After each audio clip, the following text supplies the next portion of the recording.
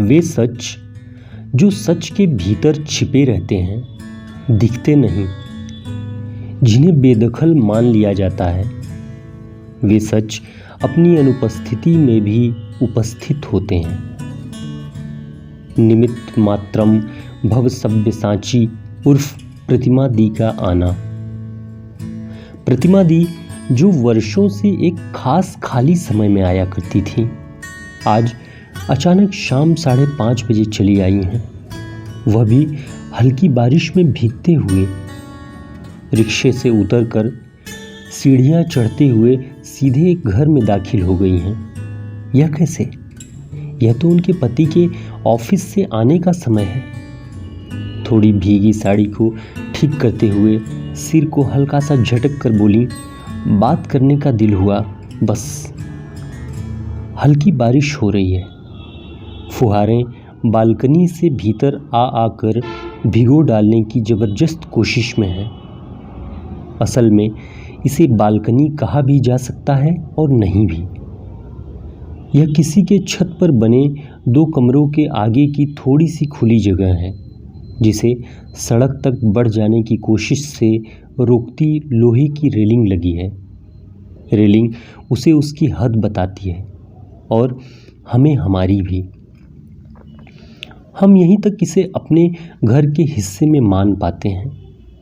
कभी कभी जब पानी नहीं आ रहा होता है और नीचे के मकान में आ रहा होता है, या बिजली का मीटर बहुत ज़्यादा बढ़ा हुआ लगता है और हम मन ही मन इस बात को मान लेते हैं कि हो न हो नीचे के लोगों ने हमारे मीटर से अपनी बिजली कुछ इस तरह से जोड़ ली है कि हमें पता ही न चले, पर मीटर हमें बता रहा है, या ऊपर बिजली गुल है और नीचे जल रही है, या फिर हमारे बाथरूम और कमरे रूपी किचन की नाली जाम है।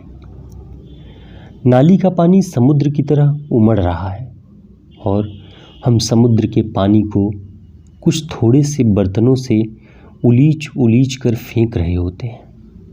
तब उस थोड़े समय के लिए हम इस खुले हिस्से को भी अपना मान लेने से इनकार कर देते हैं। यह इनकार अधिक देर तक टिकता नहीं। बस बहुत थोड़ी सी ही देर में हम यहाँ पहले से बांधे गए तार पर कपड़े फैलाते दिख सकते हैं। यह तार हमारा नहीं है, जैसे कि यह खुली जगह या कि छत पर बने ये 2 कमरे। लेकिन जैसे कि हम छत पर बने 2 कमरों को थोड़े से पैसों के बदले अपना कह मान लेते हैं, उसी तरह इस खुली जगह को भी और इस तार को भी जो हमारे कपड़ों के भीतर छिपा होता है। तार नंगा भीग रहा है।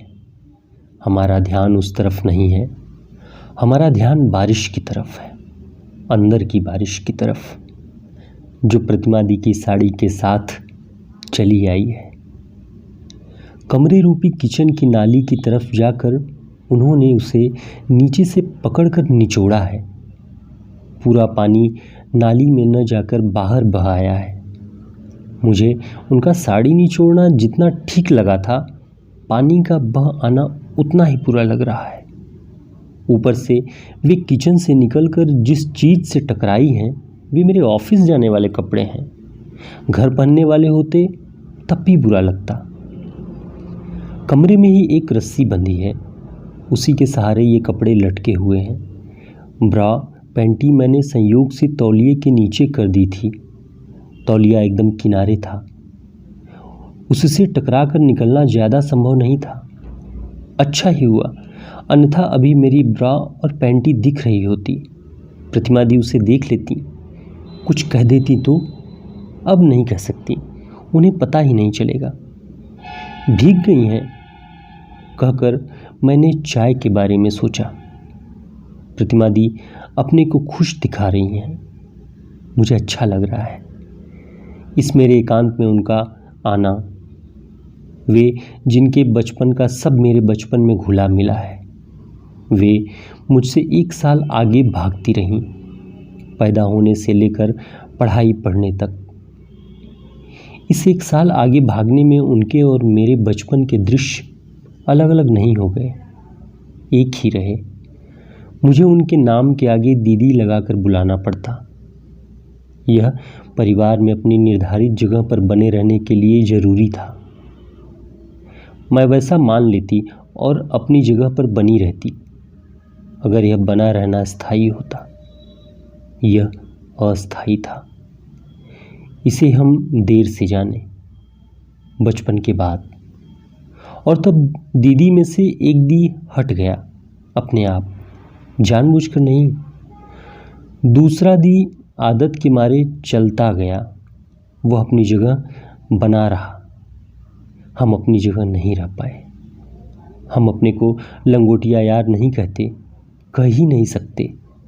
लंगोटिया यार जैसा कोई शब्द लड़कियों ने अपनी पक्की सहेलियों के लिए कभी नहीं गढ़ा। वे सखी में ही सब समेट लेती, शायद इसलिए कि शादी हुई नहीं कि दोस्ती खत्म। और अगर शादी के बाद भी किसी ने जबरन बचाने की कोशिश की तो दिन का एक खास समय इस दोस्ती के लिए निर्धारित करना पड़ता है। ये नहीं कि जब दिल हुआ चल पड़े दोस्त के यहाँ, जब मन हुआ रुक गए रात भर। न न बाबा न। शादी के बाद यह सब चलेगा क्या? तो फिर जाइए पति के साथ सहेली और उनके पति से मिलने। औपचारिक रिश्ते में दिखाते रहिए कि आप दोनों कितनी हिली मिली हैं, और दरअसल सारी असली बातें छिपा ले जाइए किसी उस दिन की ताक में जब आप अकेले मिलें। दिल के दर्द तो तभी छाती खोल कर दिखाए जाएंगे। पर होता क्या है, उस मिलन की घड़ी आने में वक्त लग जाता है, और जब तक आप मिलते हैं न जाने किन अलग दुनियाओं के आदी हो चुके होते हैं, और अपने बिना नींव के साम्राज्य पर पर्दा डालते रह जाते हैं। इस शहर ने वर्षों बाद मुझे और प्रतिमा दी को मिला दिया था। यह मिलना अचानक नहीं हुआ। कई महीने पहले ही घर से चिट्ठी आई थी कि प्रतिमा दी के पति का ट्रांसफ़र यहीं हो गया है, मगर वे ट्रांसफ़र रुकवाना चाहते थे। कुछ महीने इसी में सरक गए। अंततः उन्हें आना पड़ा। उसके भी 2 महीने बाद प्रतिमा दी बच्चों और सामान के साथ आईं। मुझे आने के पहले उन्होंने चिट्ठी लिखी थी, लंबी, जिसमें पूरा उनका घर था। मैं नहीं थी। मेरे लिए सूचना भर थी कि वे फलां फलां तारीख को आ रही हैं। मुझे यह पहले से ही पता था, घर की चिट्ठी से। अम्मा से ताई जी ने जोर देकर लिखवाया था। यही ताई जी मेरी स्मृति में प्रतिमा दी की माँ के रूप में दर्ज थी। मैं ऑफिस के बाद रिक्शा करके उनके घर पहुंची थी। वे अपना बेतरतीब फैला सामान ठीक करने में व्यस्त थी। उन्हें असुविधा हो रही थी कि उनके इतने बिखरे घर में कोई आए। तब भी वे मुझे देखकर खुश हुईं और बोली, गुड़िया खाकर जाती। उनकी अस्त व्यस्तता देखकर मुझे उनके काम में मदद करने जुटना पड़ा। फिर खाना खाकर जाने की इच्छा का मान रखते हुए खाना तैयार करवाना भी पड़ा। वैसे मैं वहाँ के किचन में अगर खाना न बना रही होती तो भी उस समय इन 2 कमरों में बना रही होती। वैसे शायद कुछ न भी बनाती। यही भांपकर प्रतिमा दी ने जोर दिया होगा कि गुड़िया खाकर जाती। असल में आज डब्बू और पिंकी भी नहीं है, घर गए हुए हैं। पढ़ाई में उन्हें इतनी छुट्टी मिल जाती है कि घर रह आएं। मैं ऑफिस के मारे इतना नहीं जा पाती। अब अगर मैं सोचूं कि रात भर यहीं रुक जाऊं तो बच्चे थोड़ी देर को खुश और फिर परेशान हो जाते हैं। इससे भी ज़्यादा खुश और परेशान हो जाते हैं जीजा जी। उनकी इस घर नाम की जगह में एक आदमी को अलग से ठहरा लेने की जगह नहीं है। पहले कोई घर में जा जाए तो दिक्कत नहीं होती थी। औरतें एक साथ किसी जगह या एक कमरे में और मर्द एक साथ छत पर या बैठक में सो लेते थे। अब ऐसा नहीं है। किसी के आने पर भी पति पत्नी अपना कमरा नहीं छोड़ते। आने वाले को अलग जगह की दरकार होती है। ऐसे में पूरा घर मेरे सोने की जगह को लेकर चिंतित हो उठता। जिस सोफे पर मेरे सोने की व्यवस्था होती, जीजा जी उसे रात में उठ उठ कर देखने आते। मैं ठीक से सोई हूँ या नहीं, वे पूछते। सुबह आ गई है यह मुझे बाथरूम के लिए हल्ला मचाती आवाज़ों से पता चलता। इतना साफ मुझे 2 कमरों में पता नहीं चलता। डब्बू के बाथरूम जाने का कोई समय ही आज तक निश्चित नहीं हो पाया था और पिंकी थोड़ी देर से उठती थी। पर यहाँ स्कूल बस के आने की मजबूरी और प्लास्टिक के डिब्बे में खाने का कुछ सामान ले जाने की चिंता ने सबको हड़बड़ाकर सुबह में झोंक दिया था। इस सब ने कब मुझे आउट ऑफ प्लेस कर दिया था ठीक ठीक नहीं कह सकती। नतीजा कि मैं उनसे मिलने जाना टालती। वह भी मुझसे मिलने किसी ऐसे समय में ही आती जब उनके पति बाहर गए हों। बाहर माने ऑफिस, बाहर माने फील्ड ड्यूटी में देर से आएंगे। तो जब तक मैं चाय चढ़ाकर प्रतिमा दी की तरफ मुड़ी, वे कमरे में रखे उस एकमात्र पुरातन पेड़ तक पहुंच चुकी थी जिसे मनुष्यों ने काट छांट कर मेज नाम दे दिया था।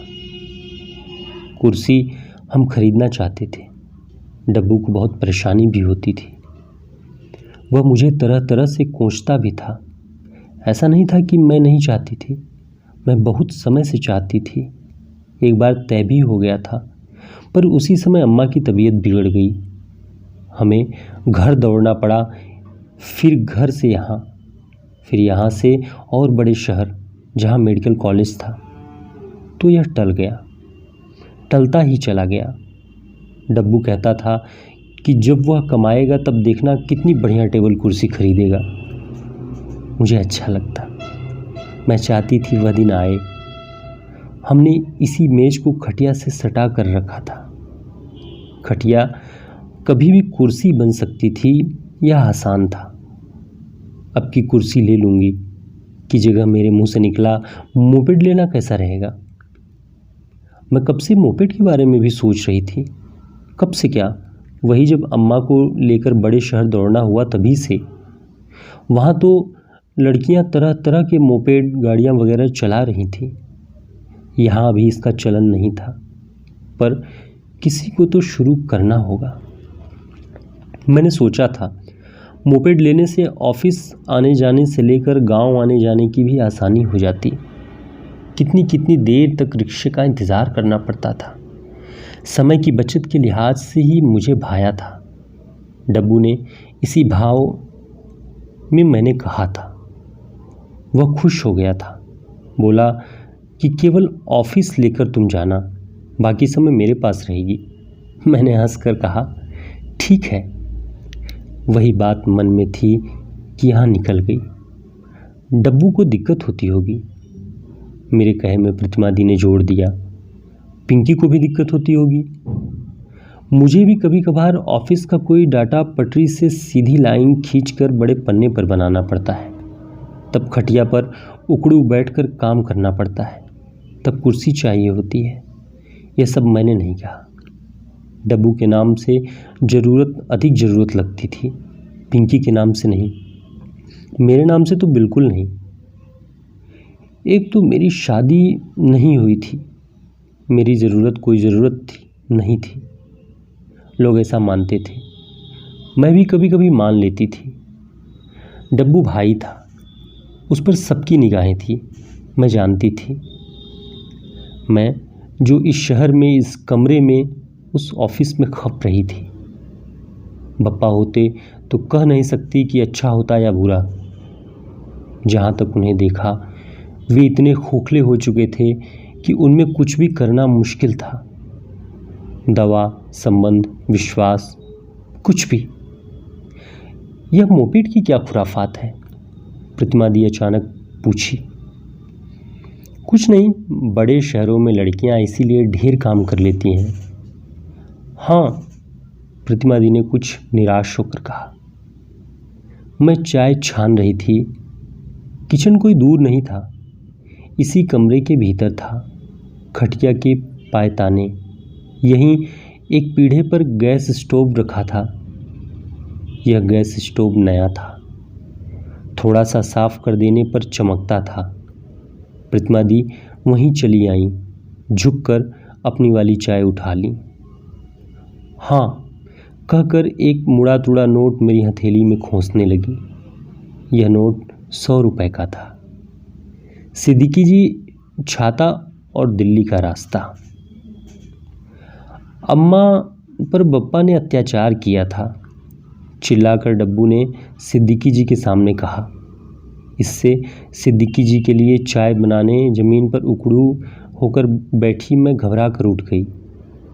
प्रतिमा दी पीढ़े पर बैठी थी, वे भी भौचक रह गई। डब्बू ऐसे सोचता है? कम से कम सिद्दीकी जी के सामने तो ढंग से बोलना था। ऐसे नहीं कहते, सिद्दीकी जी ने समझाते हुए कहा। ऐसे नहीं कहते? डब्बू ने चिढ़कर कहा। घर में खाने को नहीं इतने बच्चे पैदा करके रख दिए हमारे सिर पर। अब वो जमाना नहीं रहा कि जितने हाथ उतना काम, अब जितने पेट उतनी भूख का जमाना है। ऊपर से अम्मा की तबीयत। असल में अब टिंकी और रेनू को भी गांव से यहाँ लाना जरूरी लग रहा था। हम 5 थे, 4 बहनें और एक भाई। प्रतिमा दी भी थी। इस तरह 6 हो जाते थे। उनके पिता बचपन में ही नहीं रहे थे, तभी से वे और ताई जी हमारे साथ थीं। सिद्दीकी जी खाट पर से मुश्किल से उठे। असल में उन्हें सबसे उत्तम जगह यानी खाट पर बैठाया गया था। डब्बू मेज पर टेक लगाए खड़े थे। खाट पर जो बैठ जाता वह धंस जाता था। धंस कर सिद्दीकी जी निकले।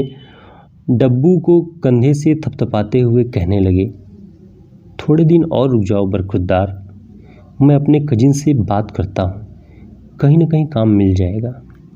मेरे साथ दिल्ली चलना, चिंता करने से क्या होगा, लगे रहना होता है, निरंतर कोशिश करनी होती है। यही मैं भी कहती हूँ, मैंने जल्दी से कहा। प्रतिमा दी ने भी सिर हिलाकर यही जताया। डब्बू उनकी बात से कुछ नरम पड़ गए थे। डब्बू MBA करना चाहते हैं सिद्दीकी जी, सुनते हैं उसकी बड़ी मांग है। प्रतिमा दी ने सलाह मांगी। हाँ हाँ, कैट की परीक्षा होती है। 500 के फार्म भरकर बड़े शहर जाकर कई परीक्षा में बैठे थे। अब यहाँ रहकर कहाँ निकाल पाएंगे। कुछ महंगी किताबें भी खरीदे, पर उसके लिए कोचिंग के बिना और यहाँ से कहाँ हो पाएगा। फिर बार बार इतना पैसा खाली आजमाने के लिए, तो अब आप ही बताइए। सही कह रही हैं आप, इस सब में नहीं फंसा जा सकता। परिस्थितियों को देखते हुए नौकरी की कोशिश ठीक ही है। इस बात पर डब्बू फिर भड़क गए। हम डट कर तैयारी करने कहाँ पाए, और लगी गुस्से में बताने कि 2 साल उन्होंने परीक्षा की तैयारी तो क्या खाक की, बल्कि क्या क्या पापड़ बेलते रहे। जगह जगह छोटे छोटे काम किए, जैसे कि यूरेका फोर्ब्स कंपनी की तरफ से घूम घूम कर घर घर में उसका एक्वागार्ड वाटर प्योरीफायर लगाते रहे। फिर एक कंपनी की तरफ से चूहे भगाने की मशीन घर घर जाकर बेचे। चूहा भगाने की मशीन फिर भी बिक जाती थी, मगर वाटर प्योरीफायर ज़्यादा लोग नहीं खरीदते थे। इससे उन्हें ऐसी बीमारियों के नाम याद करने पड़ते और लोगों को बताने पड़ते जो पानी से नहीं होती थी, मगर लोगों को डराने के लिए जिसका नाम बताना ज़रूरी था। उसके बाद वे जिन कंपनियों का सर्फ, साबुन, नैपकिन वगैरह बेचते रहे, उसके विज्ञापन टीवी पर नहीं आते, बल्कि थोड़े दिनों के बाद या तो वह कंपनी ही शहर से चली जाती, या फिर बेचने का निर्धारित लक्ष्य पूरा न कर पाने के कारण डब्बू जी की वापसी हो जाती। आप ही बताइए कि क्या गांव का घर बेचकर भी किसी बड़े शहर से, किसी बड़े इंस्टीट्यूट से MBA की पढ़ाई भर का इंतज़ाम हो पाता? बड़े शहर जाकर देखिए, MBA कराने वाले कितने इंस्टीट्यूट खुल गए हैं। जितना चमकदार इंस्टीट्यूट उतनी ही बड़ी फीस में भी मोल भाव होता है। वैसे गांव का घर भी कब तक खैर मनाएगा, उसे बेचना तो पड़ेगा ही, चाहे मेरी नौकरी के लिए, चाहे पिंकी की शादी के लिए, या फिर बीच में कुछ और आ जाए तो उसके लिए। कब तक खींचेंगे देखिए। परेशान होकर उन्होंने एमए का फॉर्म भर दिया है। क्वालिफिकेशन बढ़ जाएगी, कॉलेज में पढ़ाई तो होती नहीं, गए बिना काम चल जाता है। उन्होंने कहा, तुम डटकर पढ़ो तो हम चाहे जैसे भी तुम्हें पढ़ाते। कहकर मैं ज़मीन पर पूरा बैठकर रोने लगी। तुम्हारे चक्कर में पिंकी रह गई। जानते हो टिंकी और रेनू को क्यों नहीं ला पाए? और तुम? प्रतिमा दी यह कहकर अपना गुस्सा और रुलाई दोनों रोकने की कोशिश करने लगी। सब लोग अपनी बात करते हैं, मेरी बात कोई नहीं समझता, कहकर डब्बू और परेशान हो गए। डब्बू की बात भी सुन लीजिए आप लोग, थोड़ा तेज आवाज में सिद्दीकी जी ने कहा। फिर मेरी ओर देखकर स्नेहपूर्वक कहने लगे, कौन सा भी समय खत्म हुआ जाता है, पत्राचार से एमबीए कराएंगे डब्बू को। जीवन से नहीं हारना। मैं हारा क्या? बहुत रास्ते बचे हैं अभी। सिद्दीकी जी के ऐसा कहने से हमें लगा कि सिद्दीकी जी हमारे ही घर के हैं, वैसे ही दूर रह रहे हैं जैसे प्रतिमा दी को भी कुछ ऐसा ही लगा होगा।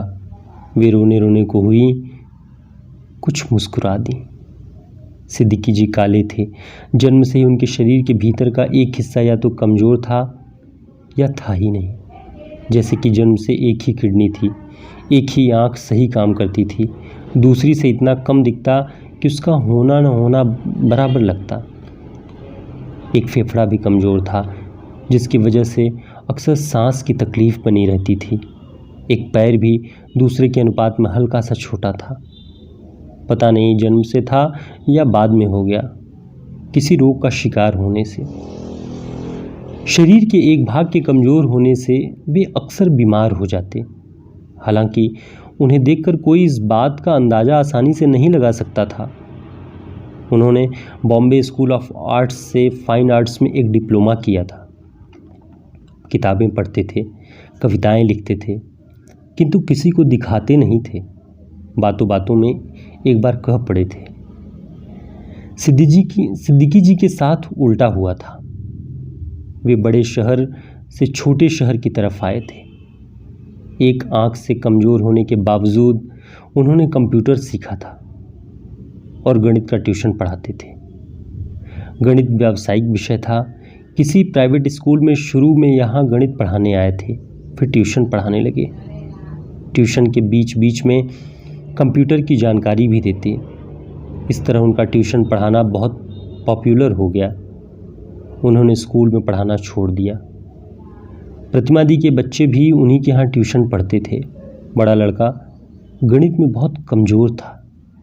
छमाही परीक्षा में फेल हो गया तो प्रतिमा दी को सिद्दीकी जी के यहाँ जाना पड़ा। वे घबराकर पूछने लगी, वो कौन सा टॉनिक है जिसे पीकर लड़के गणित में तेज हो जाते हैं? इस पर सिद्दीकी जी ने समझाने जैसा कुछ समझाया। उन्होंने कुछ चित्र दिखाकर यह भी बताया कि कैसे लड़के की रुचि चित्रकला से गणित की तरफ मोड़ी जा सकती है। उनके बनाए चित्र देखकर प्रतिमा दी थोड़ा मुग्ध और अधिक भयभीत हुई। वे एक पॉपुलर ट्यूशन टीचर के साथ साथ एक कलाकार से भी मिल रही थी।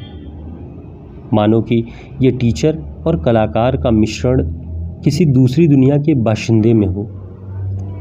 वे थोड़ा थोड़ा नर्वस हुईं। इसी सब में वह क्षमा प्रार्थना की तरह यह कहते हुए चल पड़ी थीं कि सर, आपका बहुत कीमती समय ले लिया, ट्यूशन के बच्चे इंतज़ार कर रहे हैं। सिद्दीकी जी भी चित्र दिखाने में कुछ देर को भूल गए थे। तत्काल बरामदे और कमरे में बैठे बच्चों की तरफ दौड़ने को हुए। थोड़ा बरामदे में झांके, फिर कमरे के बच्चों को कुछ बताने लगे। प्रतिमा दी बहुत विवल होकर चल रही थी कि उन्हें याद आया कि इस सब के बीच उनके हाथ में लटका एक छाता वहीं चित्रों के बीच छूट गया है। अब क्या करें? सिद्दीकी जी तो बच्चों को पढ़ाने लगे होंगे, लेकिन छाता एक ही है उनके पास। सिद्दीकी जी के लिए यह छाता छोड़ा नहीं जा सकता। वे फिर लौटी, थोड़ा डरते डरते बरामदे से झांकी। सिद्दीकी जी बड़ी तन्मयता से किसी बच्चे की कॉपी पर कुछ लिख रहे थे। कितनी तन्मयता से पढ़ाते हैं, उन्होंने सोचा। इतने में सिद्दीकी जी ने सिर ऊपर उठाया और उन्हें खड़ा देखकर चौंक गए। प्रतिमा दी के मुंह से निकला, छाता। सिद्दीकी जी समझ गए। वे उठे और चित्रों के बीच छिपे छाते को लेते आए। प्रतिमा दी उन्हें सॉरी या थैंक यू जैसा कुछ नहीं कह पाई। उन्हें याद ही नहीं था। अलबत्ता उनके चेहरे के भाव को देखकर सिद्दीकी जी ने कोई बात नहीं कहा। छाता फिर एक बार छूट गया। इस बार तो प्रतिमा दी ने उसे न मांगने के बारे में भी सोचा, लेकिन वे पैदल अधिक दूर तक भी नहीं चल पाई थी कि छाता की ज़रूरत जोर मारने लगी। कभी कभी यही छाता लेकर उनके पति या बच्चे भी जाते थे। छाते के बारे में वे अकेले निर्णय कैसे कर सकती थीं? तो इस बार भी वे छूट गए छाते को मांगने लौटी। सिद्दीकी जी वैसे ही मगन होकर बच्चों को पढ़ाने लगे थे, पर अंतर यह रहा कि इस बार वे उन्हें देखकर चौंके नहीं, बल्कि मुस्कुरा पड़े, जैसे कि उन्हें पहले से ही पता हो कि छाता छूट गया है। प्रतिमा दी के मुंह से इस बार छाता नहीं निकला। वे घबराकर पूछ बैठी कि दिल्ली में आपके परिचित होंगे। इस पर मुस्कुराते हुए सिद्दीकी जी चौकन्ने हो गए और बच्चों के बीच से रास्ता बनाते हुए उन्हें लाकर चित्रों के किनारे के स्टूल पर बैठा दिए। अपनी परेशानी बताइए, उन्होंने गंभीरता से कहा। और इसी के बाद सिद्दीकी जी डब्बू से मिलने घर आए थे। डब्बू उनसे 2 मुलाकातों के बाद खुल गए थे। तीसरी बार वे याद से प्रतिमा दी का छूट गया छाता ले आए थे। प्रतिमा दी ने उत्साह में उन्हें बताया था कि वे भी चित्र बनाया करती थीं, लेकिन बहुत पहले। इस पर सिद्दीकी जी ने उन्हें चित्र बनाने के लिए उकसाया और एक दिन वे सचमुच कुछ चित्र बना डालीं। बच्चों की पेंसिल लेकर बैठ गईं। जो मन में घुमड़े उसे कागज़ पर उतारने की कोशिश, ऐसा ही कुछ कहते हैं सिद्दीकी जी। उनके भी मन में जो उमड़ घुमड़ रहा था उसे कागज़ पर उतारने की कोशिश करने लगी। आखिरकार सीनरी जैसा कुछ बना। इनमें रंग वे नहीं भर सकी थी। बारिश में भीगती झोपड़ियों और खुले में भीगते अधरंगे बच्चों की रेखाएं इनमें सबसे ठीक ठाक बन पाई थी। इसे प्रतिमा दी ने सबसे ऊपर रखा था। इन चित्रों को लेकर वे बड़े संकोच और धड़कते दिल से सिद्दीकी जी के यहाँ पहुंची थी। सिद्दीकी जी सचमुच बनाए गए चित्रों की बात सुनकर हंस पड़े। हंसकर उन्होंने पहला चित्र उठाया। वे गंभीर हो गए। दूसरे दिन प्रतिमा दी घर का काम धाम निपटाकर सुबह के 11 बजे रिक्शे से बिजली ऑफिस जा रही थी। रास्ते में बाईं तरफ एक जूते की दुकान पड़ती थी। उसके आगे एक मोची बैठता था। जूते की दुकान के आगे से जब उनका रिक्शा गुजरा तो उन्होंने वहां सिद्दीकी जी को खड़ा पाया। रिक्शा जरा रोकना, कहकर पलटकर उन्होंने देखा सिद्दीकी जी जूते की दुकान के आगे मोची के पास खड़े उन्हीं की तरफ देख रहे थे। वे हड़बड़ाकर रिक्शे से उतरने लगीं। नहीं, बैठे रहिए, कितनी देर कर दिया? सिद्दीकी जी थोड़ा शर्मा कर बोले। आपने कल बताया था कि आज बिजली का बिल देने जाएंगी। हाँ, पर आप कब से खड़े हैं? बाप रे! प्रतिमा दी को लगा उनसे भारी भूल हो गई। इतनी देर उनकी वजह से सिद्दीकी जी को इंतज़ार करना पड़ा। उनसे तो कुछ कहते ही नहीं बन रहा। सिद्दीकी जी ही कुछ कहें, मगर चुप खड़े हैं वे भी। प्रतिमा दी रिक्शे पर और सिद्दीकी जी नीचे। समय को पंख आज ही लगना था। सिद्दीकी जी ने बड़ी कठिनाई से एक फाइल जैसी चीज़ जो उनके हाथ में पड़ी थी उनकी तरफ बढ़ाई। प्रतिमा दी ने ले लिया। फाइल लेने के साथ ही उन्होंने घबराहट में उसे खोल दिया। उसमें एक चेहरे का चित्र था, प्रतिमा दी के चेहरे का। प्रतिमा दी थोड़ा मुस्कुराते हुए शर्माई। हालांकि प्रतिमा दी रुके रहना चाहती थीं अनंत काल तक, लेकिन उन्होंने इशारे से रिक्शे वाले को चलने के लिए हाँ कह दिया। चाय है कि बीरबल की खिचड़ी? लगता है आज नहीं मिलेगी भाई, सिद्दीकी जी ने कहा। मैं रोना रोक कर झेंप गई। जल्दी से उठकर चाय का कप सिद्दीकी जी को पकड़ा दिया। प्रतिमा दी एक पैकेट बिस्किट ले आई थी। उसे खोलकर स्टील की एक प्लेट में डालने लगी तो सिद्दीकी जी ने टोका, ऐसे ही रहने दीजिए। खटिया पर बिस्किट का खुला पैकेट रख सिद्दीकी जी उसी में से खाने लगे। फिर हम लोग भी उसी में से लेकर खाने लगे। सिद्दीकी जी ने हंसकर कहा, आप लोगों का धर्म भ्रष्ट हो गया आज। सिद्दीकी जी ने हंसकर कहा था, लेकिन हमें धक्का लगा। इतने साफ साफ हमसे पहले किसी ने नहीं कहा था। गांव में घर आ जाने वाले बिट्टन की अम्मा ने तो बिल्कुल भी नहीं। उनके लिए अलग कप गिलास रखा रहता था। उनके सामने ही उनका अलग और अम्मा का अलग कप रखा जाता था। वे कभी नहीं पूछती। इसलिए इसके जवाब में जो बातें हमारे मुंह से निकलती चली गईं, उससे हम भी चौंक गए। जैसे कि प्रतिमा दी ने चिढ़कर कहा, हाँ, जीने से ज़्यादा धर्म बचाना ज़रूरी है। डब्बू ने इससे भी बुरी तरह कहा, साले हमें जात पात में उलझाकर खुद ब्रेड बटर खाते हैं। जात छोटे लोगों की होती है, अपर क्लास में कोई जात नहीं होती। हमें आदमी बने रहने दिया जाए बस, मैंने कहा। हम सब ने और भी कुछ कहा इसी तरह का। हम चौंके, क्योंकि इससे पहले तक हम खुद नहीं जानते थे कि इस प्रश्न के उत्तर में हम इतने साफ साफ कुछ कह सकते हैं। अम्मा की छुआछूत में बड़े हुए थे हम। बड़े होकर कदम कदम पर लड़ते हुए चलना पड़ा। लड़ते झगड़ते बिगड़ते गिरते हम अम्मा के पास ही मुसलमानों के लिए अलग से रखे कप गिलास छोड़ आए थे।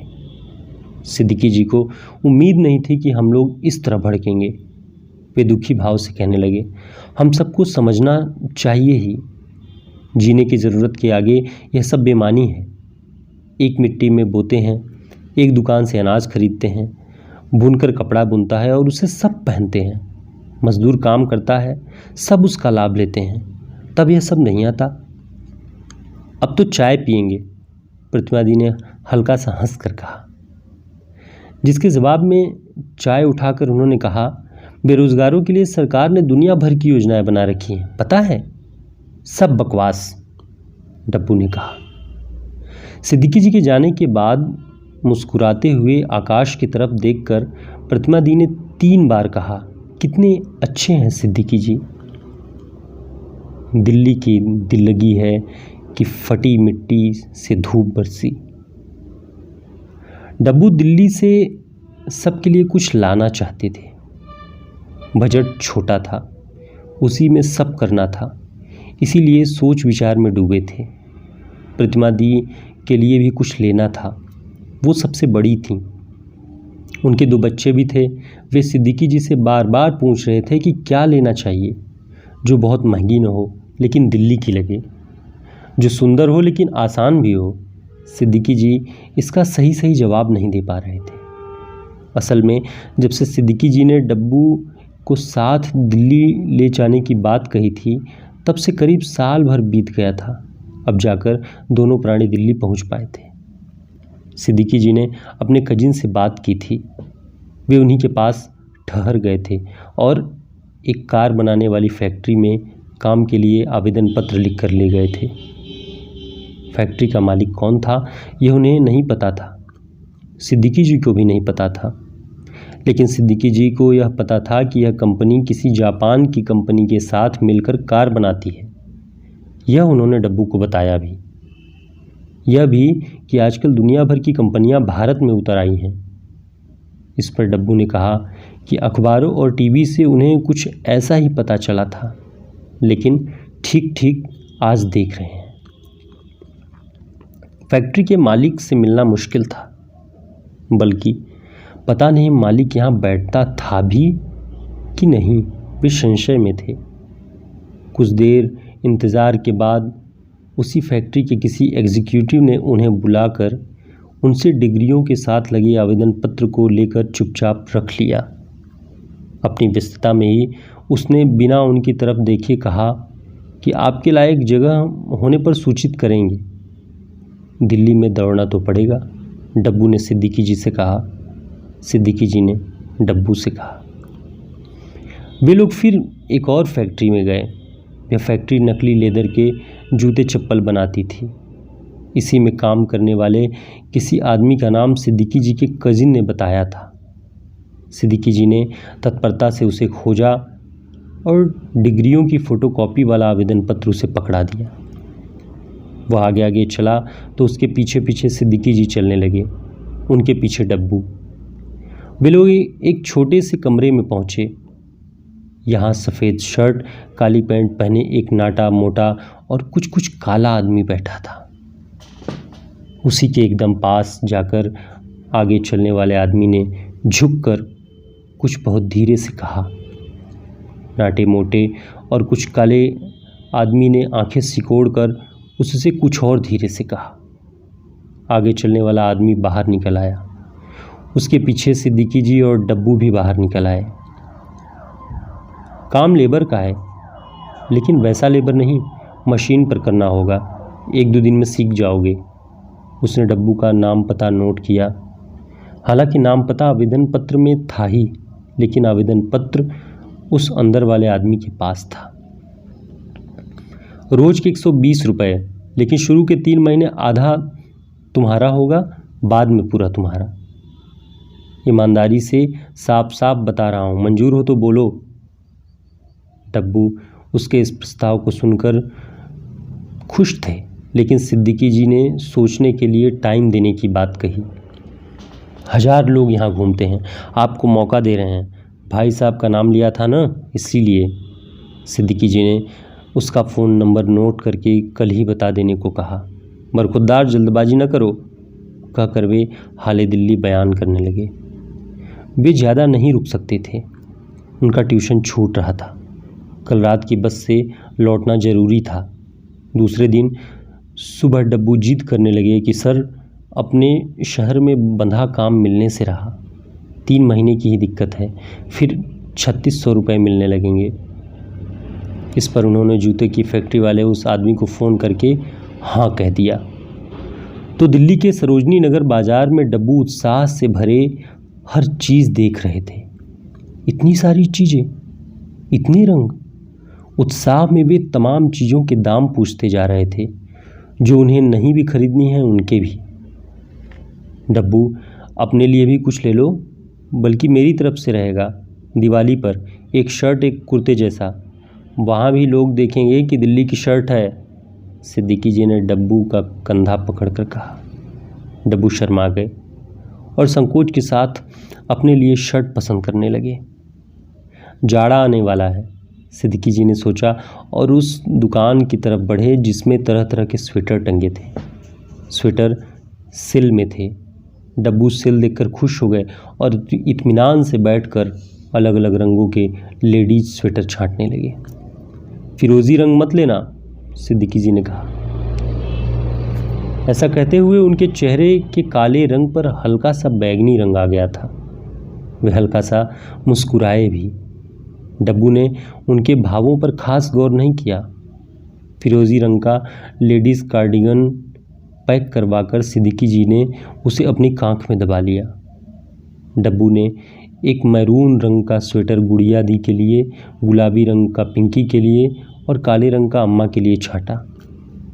फिर उन्हें लगा कि ज़्यादा हो गया। उन्होंने गुलाबी रंग का स्वेटर दुकानदार को वापस कर दिया। प्रतिमा दी के लिए कुछ नहीं हुआ, उन्होंने सिद्दीकी जी से कहा। इस पर सिद्दीकी जी मुस्कुरा पड़े। एक बार उन्होंने अपनी कांख में दबे पॉलीथीन को देखा, फिर कहा, कुछ और ले लेना। फुटपाथ की दुकानों पर रंग बिरंगे हेयर बैंड मिल रहे थे। 5 रुपए का जोड़ा है। वे रुक कर उससे 4 रुपए में देने को कहने लगे। 3 जोड़ा लेना है भाई, उन्होंने सामान के पीछे बैठे लड़के को समझाना चाहा। आगे बहुतेरे हैं, सिद्दीकी जी ने कहा। डब्बू चलते चलते एक दुकान पर मंत्रमुग्ध से रुक गए। वह दुकान चप्पलों की थी। उसकी बगल की दुकानें भी चप्पलों की थी। उस दुकान में सुंदर सुंदर चप्पल ऊपर लटके थे। अंदर चप्पल ही चप्पल थे।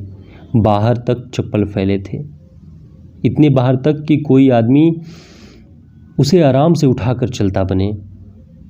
ये देखिए, उन्होंने हैरान होकर सिद्दीकी जी से कहा, बाहर तक फैला रखा है। बरखुरदार, इनके आदमी इधर उधर भी खड़े रहते हैं, कोई उठा नहीं सकता, सिद्दीकी जी ने कहा। अच्छा, तभी तो, हैरान डब्बू ने माना। इसी के साथ सिद्दीकी जी ने बताया कि बड़ी बड़ी दुकानों में कैसे कैमरे लगे रहते हैं, कौन क्या सामान उठा रहा है काउंटर पर बैठा आदमी स्क्रीन पर देखता रहता है। बाहर निकलने से पहले सामान की चेकिंग होती है। डब्बू को लगा कि देश में सचमुच प्रगति हुई है। डब्बू झुककर प्रतिमा दी के लिए जूती देखने लगे। उनकी चप्पल कितनी बुरी हालत में है। उस दिन उतार कर खटिया पर बैठी तो डब्बू ने देखा था, तब कुछ नहीं कहा था। अब उसे बदला जा सकता था। जूती में कुछ ज़्यादा पैसे लग जाएंगे तो क्या, प्रतिमा दी सबसे बड़ी हैं। डब्बू ने एक कढ़ाईदार सुंदर लकड़ी के रंग की जूती उठाई। कमज़ोर न हो, थोड़ी फैंसी भी लगनी चाहिए, उन्होंने सिद्दीकी जी को याद दिलाया। इस पर सिद्दीकी जी मुस्कुराते हुए झुककर नीचे रखी जूतियां देखने लगे। इधर डब्बू उस जूती को वहीं रखकर अगली दुकान की चप्पलें देखने लगे और फिर उससे अगली दुकान की। इतने में मिट्टी फट गई, जोर का चमकता हुआ धमाका हुआ और धूप की बारिश होने लगी। किसी को कुछ समझ में आए इससे पहले बहुत कुछ रोशनी, धुएं, अंधेरे और शोर में समा गया। इसके बाद कार्यक्रम शुरू हुए। दमकल बुलाई गई, पुलिस आई, लाशें छांटी गिनी जाने लगी, लाशों के चिथड़े समेटने की बात होने लगी। लेकिन कैमरा उठाए लोग उन्हें रोक रोक कर रोती चीखती बदहवास भीड़ और बदबू को ठेलते हुए लाशों, चिथड़ों, धुएं और गंदगी की फ़ोटो उतारने की होड़ में शामिल हो गए। शोक संदेश प्रसारित किए जाने की हड़बड़ी मच गई। उधर दिल्ली के करोल बाग में भी ऐसा ही दृश्य बना। इधर गुड़िया को दफ्तर में ही पता चल गया कि दिल्ली में बम फटा है। हे प्रभु, वहाँ सिद्दीकी जी और डब्बू न गए हों, मन ही मन उन्होंने कामना की। प्रतिमा दी भागी भागी 2 कमरों में पहुंची। एक छोटा पोर्टेबल टीवी मेज पर रखा था, उस पर न्यूज़ चलाया गया। तमाम विभत्स दृश्यों के बीच उन्हें कोई पहचान में नहीं आया। जैसे तैसे सुबह आई, अखबारों में तमाम नाम आए, डब्बू और सिद्दीकी जी का नाम नहीं आया। वे लोग इत्यादि में थे कि नहीं थे, वे लोग दिल्ली निवासी भी नहीं थे। खाली कहीं से कहीं पहुंच जाने से आपकी गिनती वहां की लाशों में नहीं हो सकती। इसे गुड़िया, पिंकी और प्रतिमा दी उस समय नहीं जान पाई। यह भी नहीं जान पाई कि सिद्दीकी जी ने अंतिम समय तक एक फिरोजी लेडीज़ कार्डिगन कांख में दबाया हुआ था, और यह भी नहीं कि डब्बू ने मैरून और काले रंग के 2 स्वेटर अम्मा और गुड़िया दी के नाम से लिए थे और प्रतिमा दी के लिए चप्पल चुन चुके थे। लेकिन यह सब उन्हें कुछ ही दिन बाद पता चल गया। सिद्दीकी जी के कजिन ने उन्हें दिल्ली बुलाया। दिल्ली वो नगर नहीं कि फिर ये डब्बू के लिए है। प्रतिमा दी ने एक छोटा सा झोला मेज पर रख दिया। जब वे हल्की बारिश में भीगते हुए अंदर आई थी, तब मुझे उनकी नीचे से भीग गई साड़ी दिखी थी, झोला नहीं दिखा था। उनकी आंखों के नीचे की तरफ बना काला घेरा भी दिखा था और सूजन भी। रात में ज़्यादा सिलाई की होंगी, मैंने मन ही मन सोचा था। जब ये नए खुले बुटीक में सिलाई का काम पड़ता है, तब से आँखों के नीचे काले घेरे में सूजन बहुत साफ दिखने लगी है। उन्होंने झुककर मेरी हथेली में जो चीज़ खोसी वह 100 रुपये का नोट था। पिंकी, जो फार्म भरने को कह रही है उसे भरवा दो। जीजा जी को पता चला तो जान चली जाएगी तुम्हारी, मैंने कहा। वे हल्का सा हंसी, मेरी तरफ बढ़ी और बढ़ने के इस क्रम में फिर जिस चीज़ से टकराई वे वही मेरे रस्सी पर टंगे कपड़े थे, दफ्तर जाने वाले। इधर से प्रतिमा दी, मैंने कहना चाहा कि इससे पहले उन्होंने तौलिया उलटकर खिसका दिया। उन्होंने वह देख लिया जो मैं नहीं चाहती थी कि वे देखें, वही मेरी ब्रा और पैंटी। ब्रा की इलास्टिक बुरी तरह गल गई थी। पैंटी का रंग उतर चुका था। मैंने हड़बड़ा कर कहा, और हैं? और हैं? बारिश में इतने कपड़े भीगते हैं कि पुराने दुराने निकालने पड़ जाते हैं, दिखते कहाँ हैं? यह कहकर मैंने जल्दी से तौलिया वापस उन पर डाल दिया। अब कुछ कहेंगी प्रतिमा दी, पता नहीं क्या क्या कहेंगी। कहेंगी मुझसे तूने सब छिपाया, टिंकी को बड़े शहर पढ़ने भेजकर किस हाल में रह रही है तू, डब्बू के इलाज का बेतहाशा खर्च, आखिरकार डब्बू के ही इलाज में गांव का घर गिरवी रखना पड़ा और हमारे पास था ही क्या। पर नहीं, कुछ नहीं कहा उन्होंने। वे धीरे धीरे मेरे पास आई, मेरे कंधे को छुआ, फिर सस्ते कपड़ों की दुकान के बारे में बताने लगी। पता नहीं मुझे क्या हुआ कि मैं अचानक उनके गले लगकर रो पड़ी। मेज पर अब वह पोर्टेबल टीवी नहीं है, डब्बू के पास है, गांव में। दिन भर लेटे लेटे उसी पर जाने क्या क्या देखते रहते हैं। अम्मा वहीं खटिया पर उन्हें खाने पीने की चीज़ें दे आती हैं। अगर उन्हें कुछ देने में देरी हो जाए तो वहीं से अनाप शनाप गालियाँ शुरू हो जाती हैं। एक हाथ, एक पैर और एक आंख से लाचार डब्बू। उनके चेहरे की प्लास्टिक सर्जरी कराई जा सकती थी। हम प्लास्टिक सर्जरी के बारे में ठीक से कुछ नहीं जानते थे, जानते होते तो भी कुछ नहीं कर सकते थे। उसके खर्चे की कल्पना भी हम नहीं कर पाते थे। मर क्यों नहीं जाती, जैसा कुछ दिन में 10 बार वे अम्मा को कहते। और ताई इतनी बीमार हो चुकी हैं कि अगर उन्हें जिंदा रखना है तो शहर लाना ज़रूरी है। गांव से बार बार यहाँ लाकर दिखाया कौन करे। करते हैं हम, कभी पिंकी, कभी मैं, प्रतिमा दी ने भी कई बार किया, पर वे बार बार गांव नहीं जा पाती। जीजा जी नाराज़ होते हैं, उन्हें अपने ससुराल की जिम्मेदारियां देखनी होती हैं। डब्बू ट्यूशन नहीं पढ़ा सकते, उनका मन भी कुछ लगता। और यह कहते हुए प्रतिमा दी ने धीरे से उस छाते को छुआ जिसे सिद्दीकी जी कभी लौटा गए थे और जो मेरे यहाँ ही रह गया था। छाता उन्होंने वापस रख दिया। पिंकी के लिए सेल्स गर्ल्स का काम करना ठीक नहीं है। यह बड़ा शहर नहीं है। बड़ा शहर होता तो ठीक होता, अचानक पिंकी ने पूछा। वह अपने को बारिश से बचाती हुई कमरे में घुसी थी। कब से? शायद कुछ देर से या शायद अभी अभी। नहीं, बड़ा शहर तमाम चीज़ों को ढक लेता है, छोटा शहर उघाड़ देता है। हाँ, जैसे कि लोगों के मरने को भी, गुस्सा कर पिंकी ने कहा। प्रतिमा दी ने छटपटाकर मुझे और पिंकी को देखा। वे बरसते पानी में बिना कुछ बोले निकल गई। रिक्शा मिल जाएगा, मैंने सोचा।